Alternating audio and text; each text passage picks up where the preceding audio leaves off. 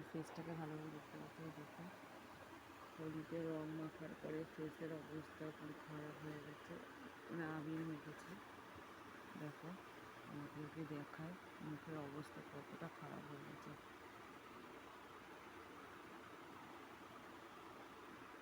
দাঁতটাকে avoid করো, পান খেয়ে দাঁতের অবস্থা খারাপ। দেখো মুখে পরিষ্কার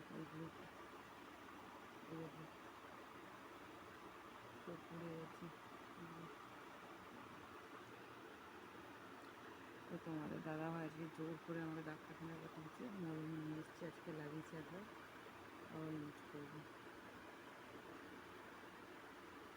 দেখো সব পুড়ে পুড়ে গেছে, একদম অবস্থা খারাপ মুখে।